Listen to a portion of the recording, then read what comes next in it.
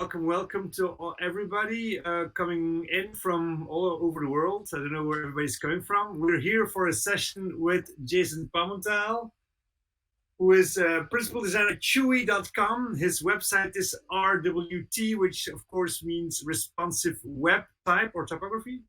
And he researches and writes a lot about these topics. He's well versed in anything from variable fonts to responsive typography and so on.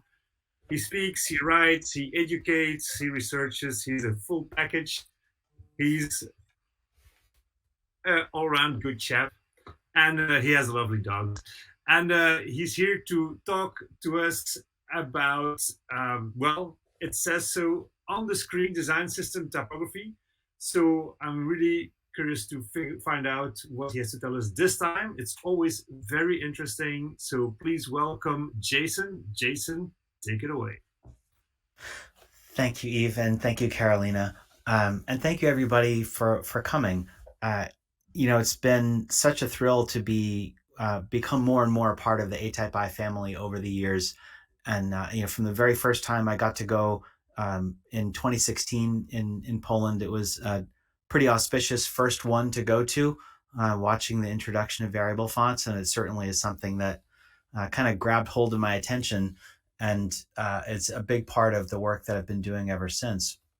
But one thing that changed for me about a year ago was starting to work at a company called Chewy, and they have a wide array of things that they sell for pets, and they have a wide array of ways of working with things. So going from working on a lot of smaller client projects, but then also some design systems for a couple of state government agencies here, which I showed. I showed one of those projects the last time we had an event, I think earlier this year. I started to see some differences in typography and how that typography works best in different kinds of websites. And so that's kind of what got me thinking about this talk and how we might really look more deeply at not just what is the best typography, but what is the best typography for this application, for this kind of website, or for this kind of content. Now, I'll pause for a second because I do want to say hello. It has been far too long since we've all gotten to see each other in person.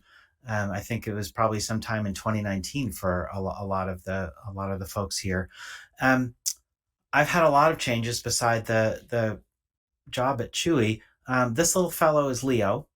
He's actually asleep over my shoulder there to the right. He is a 5-month-old rough collie. Very sad to report that over the past year we lost both Tristan and Tilly. But this little fellow's related. He's actually a distant cousin of those two, and he's going to grow up to be just as fluffy. So happy to bring him into the ATypI family and have him help us explain a little bit about variable fonts and typography. So we'll try to use his size axis as a way to explain that a bit more. So moving on a little bit, design systems. Now this is something that not everybody here will be familiar with, but they've become a major part of how people work on digital products and on websites, where it's a way to encapsulate all of the design patterns and rules that you would want applied on a given site or product. And the idea is that not only does it help you design faster because you have styles already created, you have components for your product cards and headlines and list components and form fields and everything already styled, and you can just drop them into your design file and there already is a coded equivalent, and it helps you design better things faster and develop them way more efficiently. The problem is that many teams stop there and they treat it as a pinnacle when it really should be a plateau. It's meant to be a place where the baseline of what we do, we know is going to be good, but that's when we should be able to reach even further and do really much more interesting things. And that's part of what I'm going to talk about today, in how design systems can be made more flexible, like how we're working with these things at Chewy. So typography in design systems, very often people talk about it as a single solution in that design system, even though they might have lots of different ways it's being applied. So what has started to become apparent to me is that we really want to think about how that content and intent should inform the typography for that given kind of content and use. So I started to see these things in four kind of buckets, if you will. Information forward. So this is more like the stuff that I was doing for the state of Rhode Island, where we had lots of information that needed to be presented in a clear manner, but not, in just the consistency across many sites for the given government was important. It's also something that you might see when you look at our site for ATypI, where the typography, the information presentation is meant to be really clear and consistent across the whole of the site without a lot of strong variation from one page to the next. Now, where we hope to go with that when we get into some of the more typography specific articles that we want to bring in is maybe a more content forward way of placing these things, and getting into a little bit more of an editorial style of layout, which are things that we can do on the web. I pulled this example from my site where that heading works perfectly well as a heading, but it scales really nicely and the text wraps around it really well. There are some really interesting techniques we can play around with on the web. I'm going to show you a few others on another site later on. So then we've got this is more like what I work with every day at Chewy on our design system, is a little bit more product forward. And the thing that really stands out there to me is that the information tends to be very dense, and it's the spacing of that information that tends to be the thing that guides your eye around, more so than the hierarchy of the typography itself. So looking at a typical e-commerce page, you've got the spacing of these elements, but then within it, you have much more densely packed content. And finally, what I refer to as task forward. So applications and websites that are used by expert users who are very familiar with it, and their whole goal is to get things done faster. So they want things with less flash, less animation, more tightly packed, more things on the screen. So this is the feedback that we've gotten from a lot of users for these particular applications. So having more things on the screen is actually more important for them to be able to get their jobs done faster, more so than on a consumer kind of website where people use a form like a checkout form very infrequently. Well, some people more frequently than others, but the idea being that we have to accommodate for the pace and the frequency with which people interact with that content. The task forward kind of website usually is an expert user that uses it very frequently. So that's why we can tilt towards efficiency there more so than that sort of explicit guided approach that we might want to take with an event sign up form, for example. So those are the four different kinds of typography that have started to kind of emerge in my own mind and thinking. Design tokens are the way that we translate that from how we work in our case in Figma, in our design tool, and how things get represented in code. So that system of abstraction is like a set of variables, and we can swap out the underlying values for those variables without changing the nature of the component or the typography itself. It actually just lets us tweak a couple levers without having to recode or recreate all of those designs. So what does some of that look like? Well, color, typography, and spacing are some of the main levers that we have to play around with any given design system.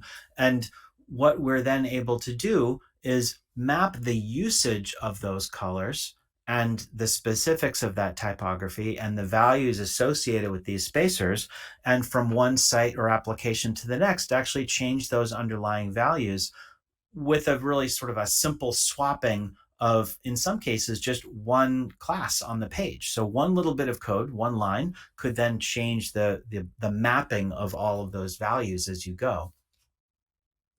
And that starts to take the power of that design system and really amplify it. And there's a couple of different ways you might go about that. So noting that sometimes you need to alter those things across one site to the next, one page to the next, and sometimes within that page. I'm going to look at some of the ways that that has been applied. So Quahog was the design system that I showed the last time around. This was the platform that we designed and built for the state of Rhode Island. So there are about 50 websites on the platform now, and each one has identical typography. That's the through line that helps people understand where they are and gives them trust that they are indeed connected to a state of Rhode Island website. But the color palette and some of the organizational things for layout were entirely within each agency's control, but it's all within this family. So we wanted to allow people to change one lever, the color, but keep the spacing and typography the same. So that was our solution for allowing for many sites created by all the different agencies with tons of different people. Every website had its own set of administrators and people working on it, but this was actually designed and built by a team of only about 5 or 6 people. And that's still in use today, and having more and more sites launched every couple of months. Now, a very different reality is working at Chewy, where we have many teams that are using a single flavor of this. So the first one is really a little bit more indicative of our storefront experience, but we also want to extend. So there's a small team maintaining that. There's a larger group of product designers that are creating screen designs for all of the different areas of that. And there's literally hundreds of engineers that are building out different pieces of this, all of them referencing back to that first set of variable assignments. But we also have a team working on a more editorial site that's loads of content. There's thousands of articles there, and it's meant for long form reading. So that second theme comes into play. And then the third is actually for all of the enterprise-like applications that are used either internally or used in pharmacy applications, used with veterinary practices. So those are the expert users, and that's kind of getting into that kind of task-forward way of working. So all of these use cases, many teams using one look, or one team using an alternate one, or several teams building several of these internal facing applications, but all the same underlying components that are created in Figma and then also used in code. So they're the React components, that's exactly how they're implemented in code. But by bringing in these token sets, it actually drives the theme layer across all of them. So it could be light and dark mode, it could be spacing, it could be typography, and we're going to look a little bit at that coming up next. Excuse me. So really what that left me thinking about is how we want our typography to be global. We want it to be a unifying thing. It's not necessarily universal, meaning that there might be areas on from one page to the next, or one area of the page to the next, that actually needs a little bit different pacing. So the elements might be the same, but the way we arrange them and style them might subtly change based on the interaction with that piece of the page or that part of the site, or in some case with that different product. Now, this next bit is going to get a little bit into code, but I wanted to relate this back to what we see in Figma in our design application. So we've got here, it's just a list of these variable assignments where we have color mode tokens for our background, our alternate background color, the heading text, the body text, the button colors, border colors, and then what might we do in dark mode? Because that's becoming something that is very widely used at the operating system level, and many users, many as 50% by some studies. people prefer to have their device, whether it's a desktop or a phone, set to dark mode. So how do we account for that? We want to make sure that we have an alternate mapping of those assignments, the background, the alternate background, the text headings, the body text, and the buttons and borders, so that when the contrast inverts, that we have sensible mappings of those things. Now, then the next one is variables for text size. And you can see that we have typography for headings. We've got the font family, the size, the line height, alternate heading sizes, and then paragraph sizes. And then what I have down here towards the bottom in the middle is a mapping for a text weight multiplier and how we might change that in dark mode to try and normalize the visual weight of that text. And we're going to look at that as well. And then again, spacing, the last one being, what are the values that we are applying as spacing elements, both inside components and then between those components in the layout. So the lower end of that scale, the space 1, 2, and 3, might be ones that we use inside a product card or a button to provide margins and padding and spacing between elements. And then the higher end of that scale might translate to how much space do we apply between components or between paragraphs of text or between headings and body copy. So this is the setup. This is what we're using as the core for our design system.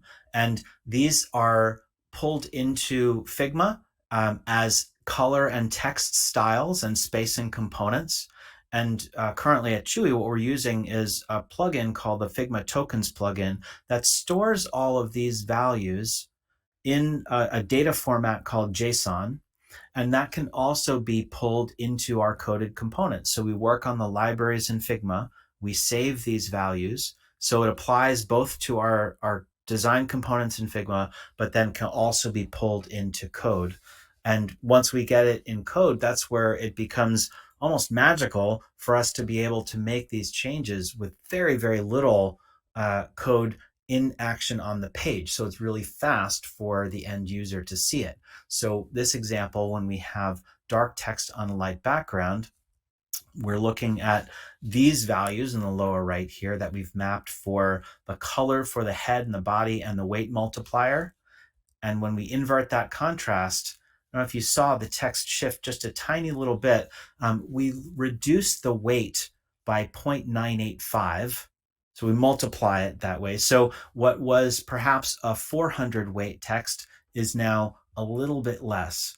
And what that will do, and if we had a grade axis, we could actually use that instead of weight, or we could couple this with letter spacing. But just to show you just the broad strokes of what we can achieve with that, all we had to do was remap those 4 values.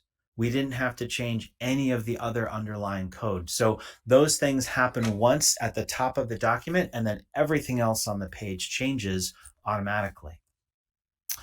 Same thing could be done if we wanted to apply things for spacing and layout. So if we wanted to go from this a little bit more appropriate for a larger screen sitting further back, but instead we wanted to pack it in a little bit more and have it for a little bit denser layout, we're able to do those things again just by altering a couple of values, and all of the rest of the layout things take care of themselves.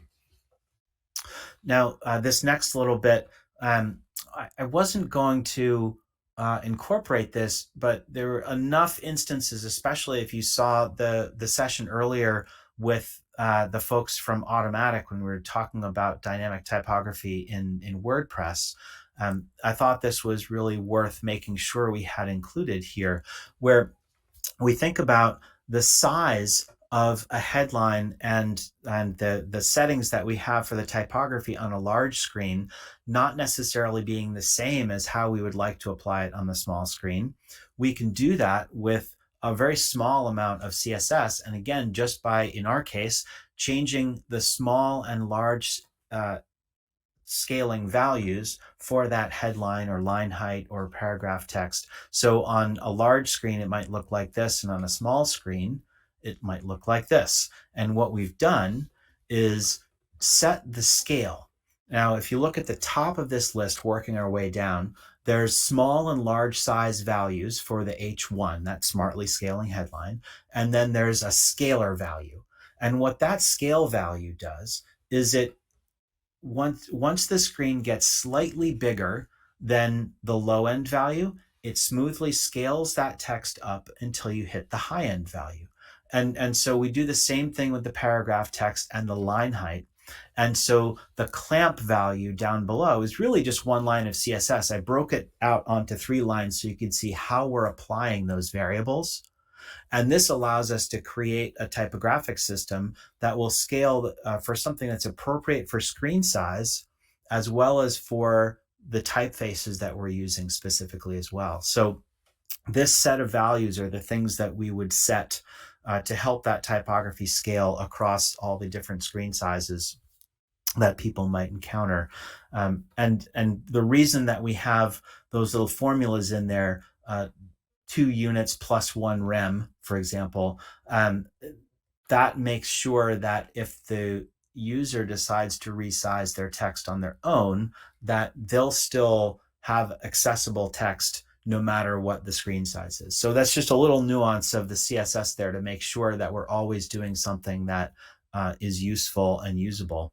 And by applying it this way with this sort of one level of abstraction, we're able to then just tweak one of those values at a time and impact things in whatever scenario we need to. So we'll see that again a little bit more in action as we go back to talking about our information forward design, where we're just trying to really reduce the friction in the reading experience. So, here again, we have open typesetting, very easy to follow. It's well spaced. It's not getting in the way, but it's really meant to just be an easy to read layout and typographic settings, where we might then on a different sort of site want to really kind of make it a little bit more engaging and actually add some friction. So this is that tension between wanting to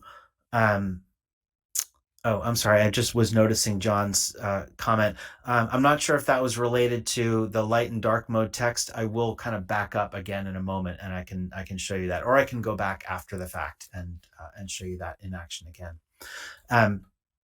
And I should have actually mentioned from the beginning that this is actually all running in a browser. So everything that I'm showing you is actually like live web fonts and real CSS. So none of these things are artificial. They're things that are very possible on the web today. So what we have going on with this one is we've added a CSS shape around that text that is sized to proportionally to the text itself. So we know that even as the screen size changes, the wrapping around a most ferocious line will always work. We're using transparency of the image of Leo on the right to create that masking so that the text wraps around nicely there. So again, that's nothing that has to be custom coded. And it's just a few ways that we can create a more engaging experience.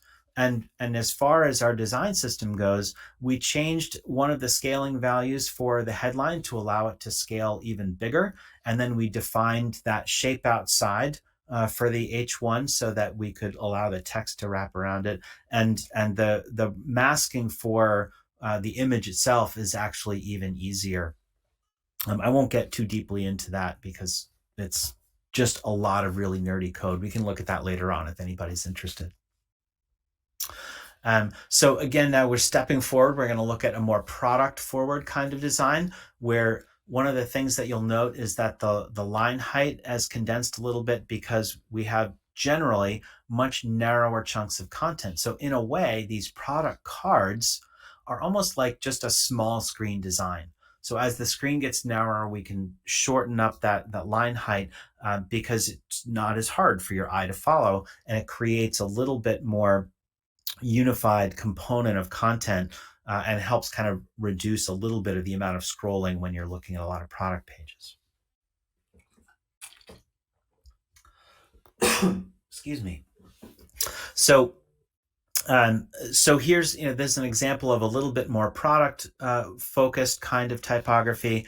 And then finally, we wanted to, and again, one of the things you might not have noticed is that we just replaced the assignment of the font family because we wanted to change the brand a little bit on our screen. So again, instead of having to rewrite a lot of underlying code, all we have to do is change one variable assignment, and all of the typography changes from a combination of Roboto Slab to and Work Sans to Gordito all the way through.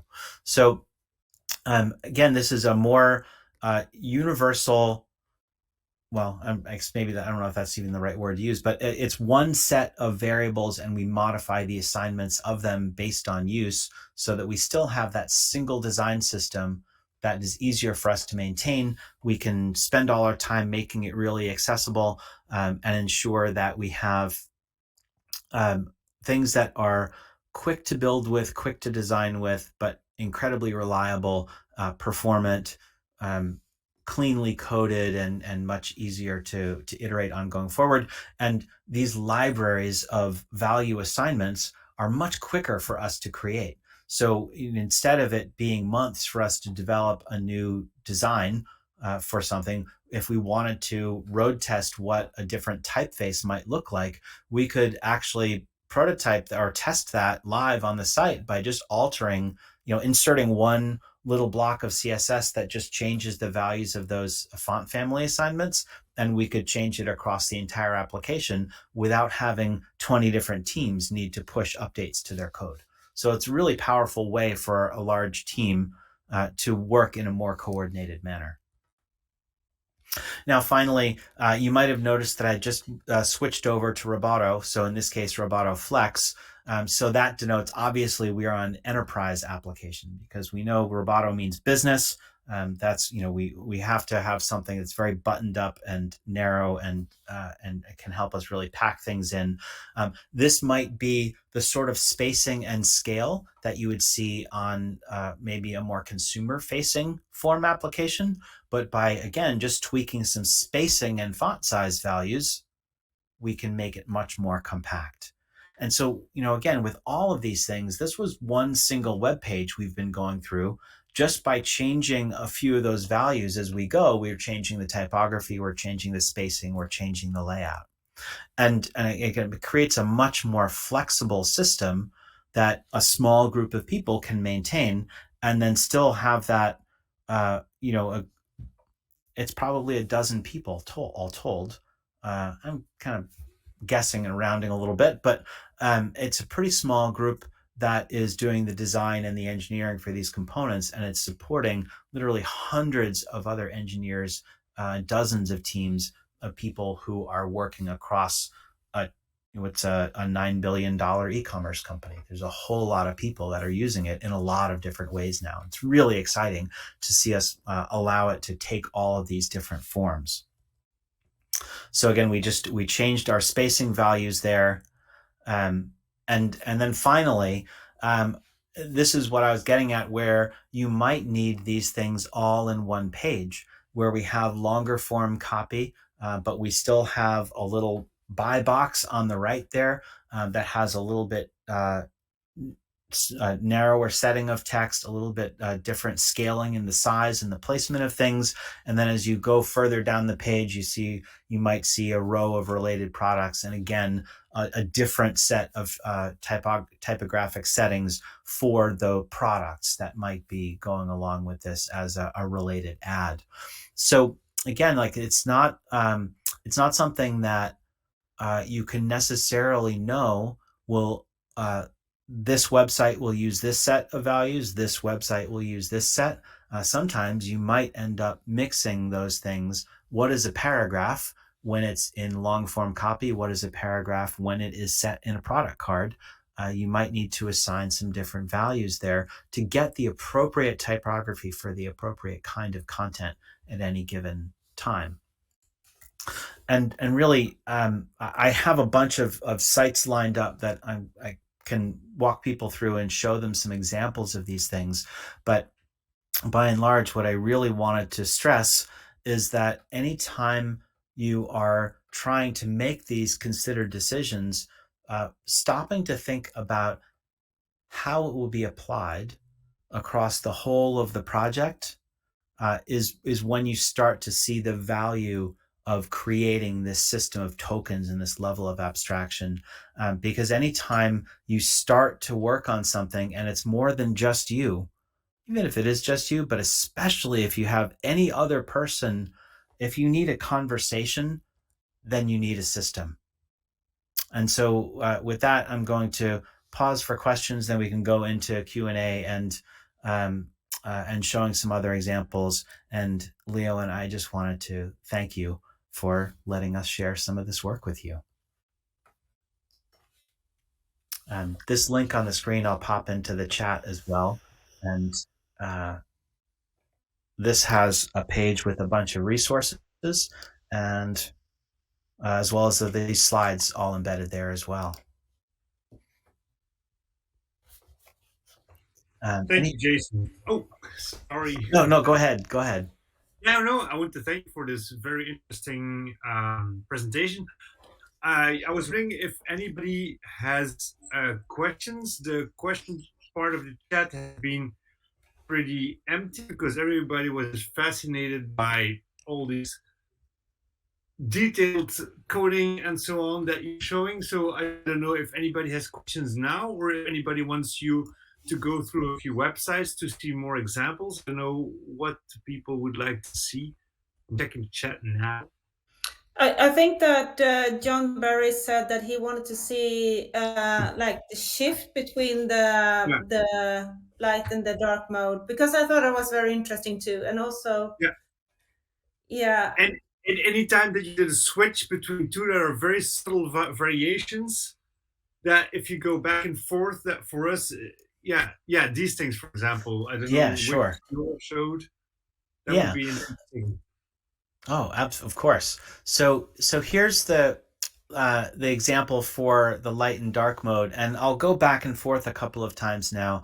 And really, probably the best thing to take a look at is the right end of the lines of the first couple lines of text. As it goes forward into dark mode, you'll see that it pulls in just a little bit, because what's happening is we've reduced the weight of the text by just a little bit. So it's gone from, I think it was about a 400 weight to about roughly 370 or so.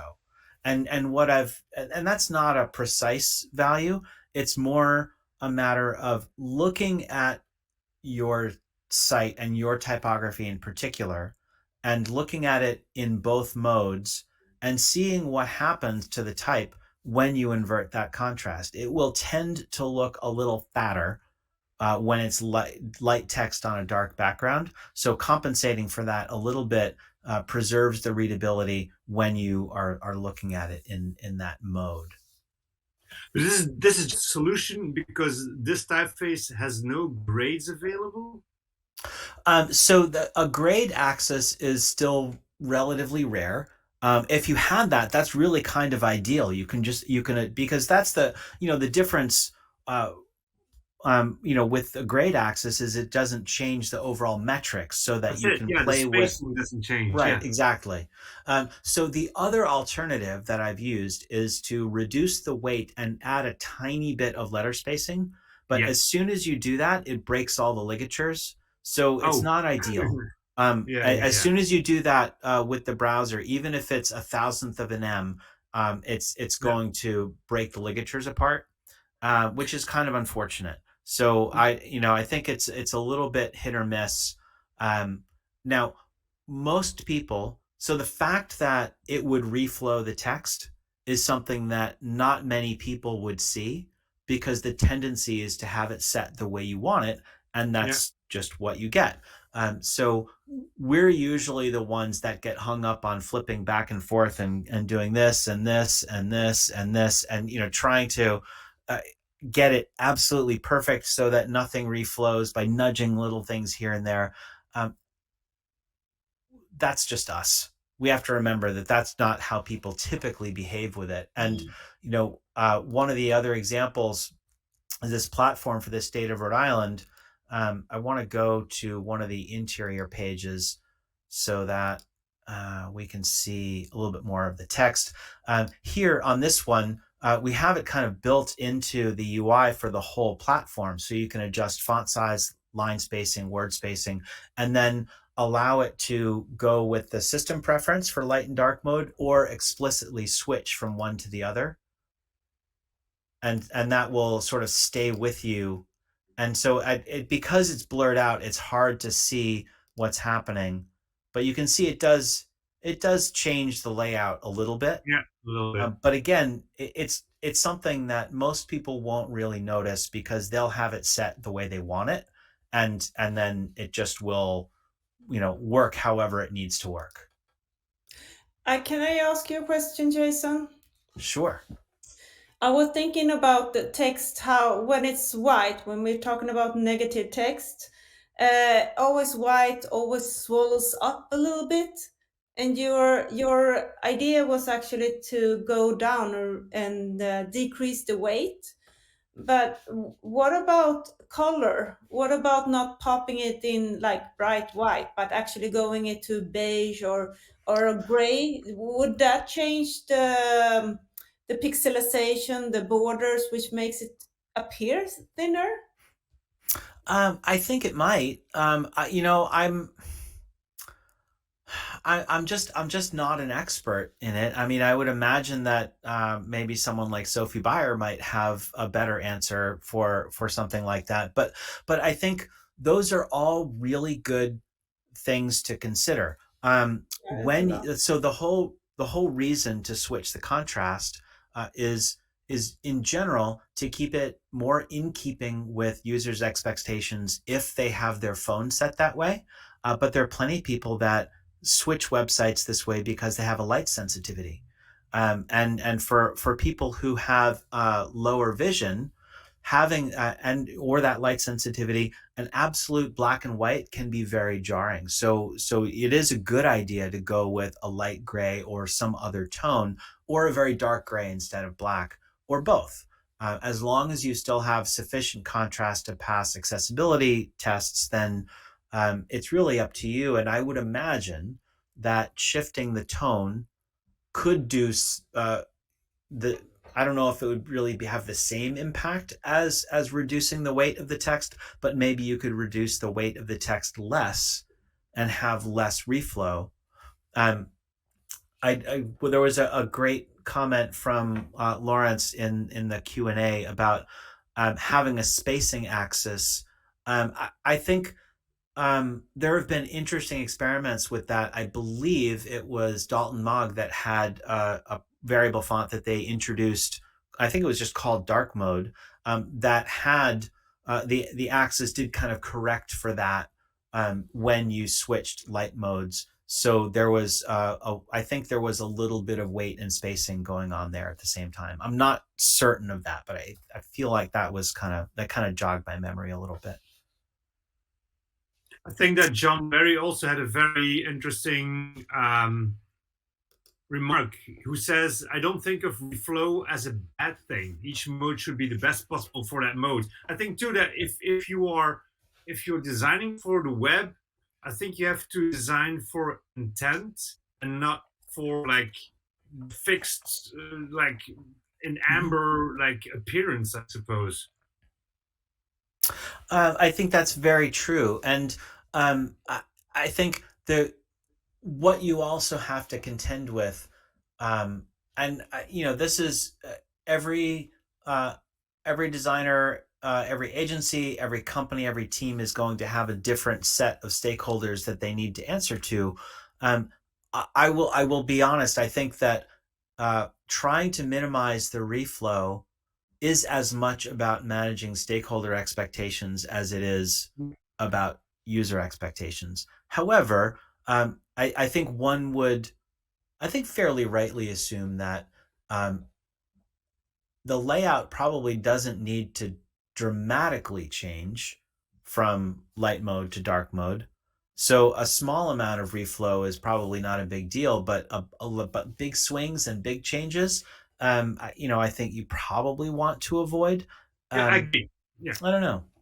Yeah. No, no, So what? oh, sorry.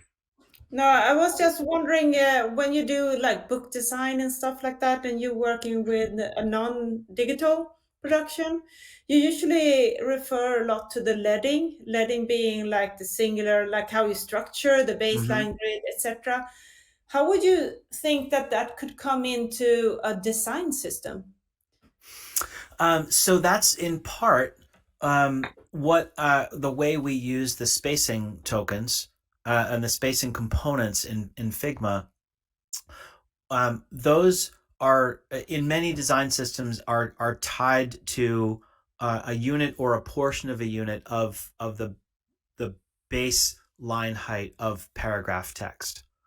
And so one of the things, having consistent vertical rhythm on a website or in an app is almost impossible. There's so many variables that go into that. So it's really difficult to try and control that absolutely. But within the column of content that you're working on, you can certainly try and create some harmony. And we usually size those spacing values in if it's within a block of text, it's set in ems. If it's between, excuse me, if it's between elements, we use a different unit called a rem, which varies a little bit less, but that's usually a portion of the size of the body copy. That's primarily what we're after. At least that's how we typically use it.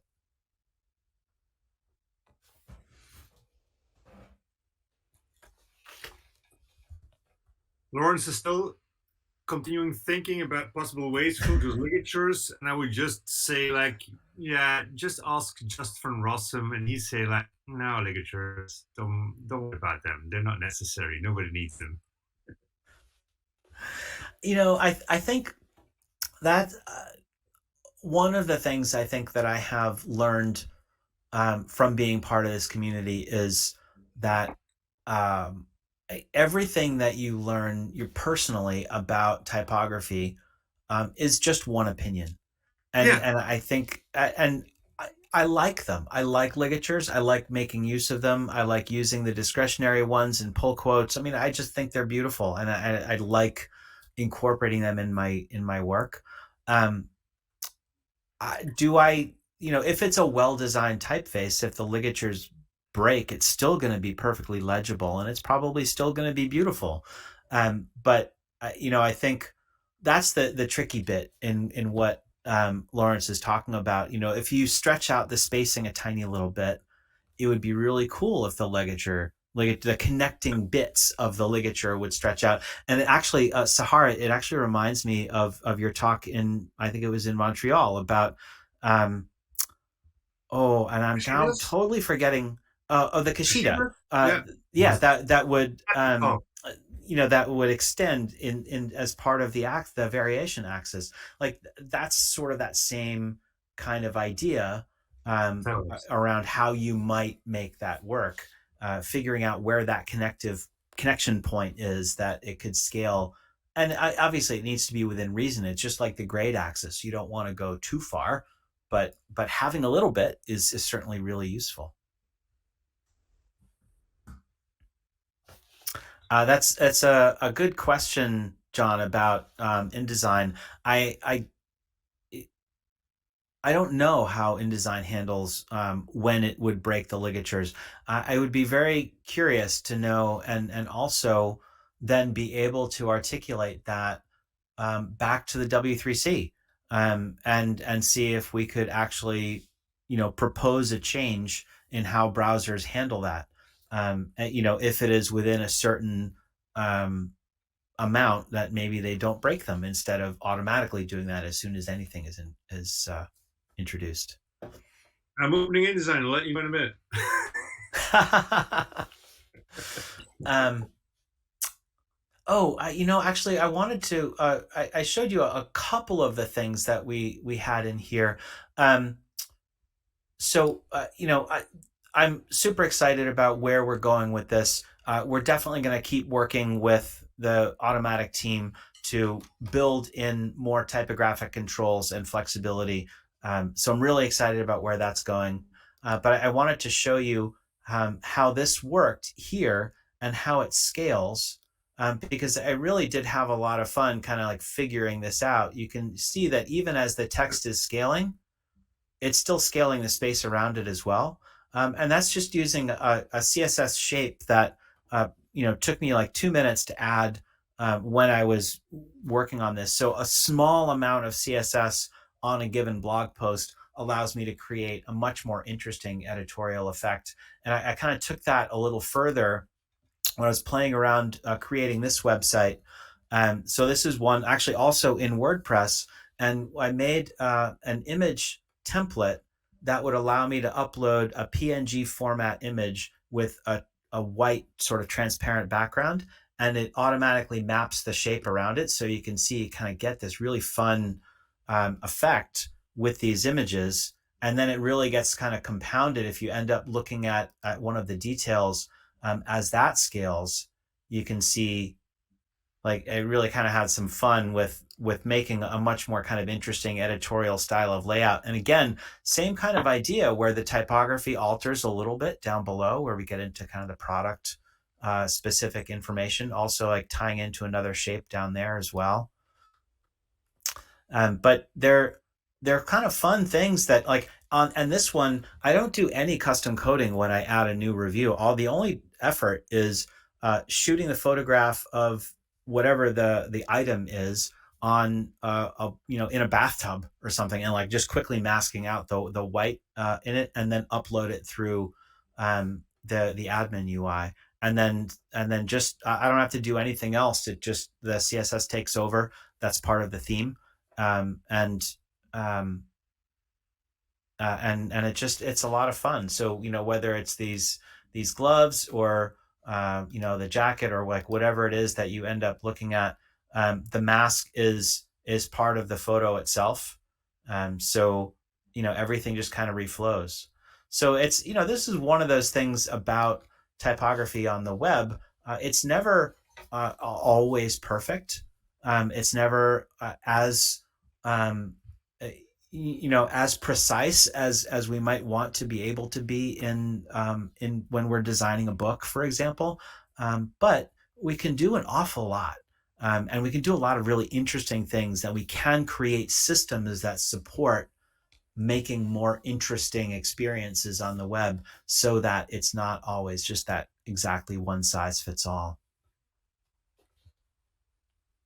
I got your breaking point. It's at 19 thousandths of an M in InDesign. Good to know. because but even if you go to 18, it's already, notice that the ligature is not 100% right anymore. You see that their surrounding letters are a bit too wide and too far apart. But yeah, so 18, it's still a ligature. 19, it breaks. Interesting. And just for Minion Pro, I don't know if it's different for any other font. I'll have to check our fonts. Hold on. Well, let's see what happens if I have anything. I'm just trying. All right, so we have a ligature there, and letter spacing. Oh, it's per 0.0019 M. So there's a slight difference between fonts. So Bresse Display from Delta Mag, it breaks at 20 instead of, okay. Maybe you can, Jason, you can pull the slider in the developer tool and see where it breaks. Oh, this is interesting. It actually didn't break it here, even when I made it really insane. That's interesting, because I've seen some where it breaks automatically, and I guess it probably is very much dependent upon how the font has been created. That's really interesting. Because that's totally different than what I saw the last time that I was playing around with it, and I don't remember what the typeface was. So now I'm going to have to pay much more close attention to that. Cool. We learned something. Upcoming talk for hyper nerds. Yeah. That's pretty much all of my talks, isn't it? Okay, we're closing in on the end. We're nearing the end of the slot. Jason, thanks again. That was, as always, very interesting stuff that I had no clue about. Very revealing. Anybody who wants to continue the conversation is welcome to move to the Hangout room.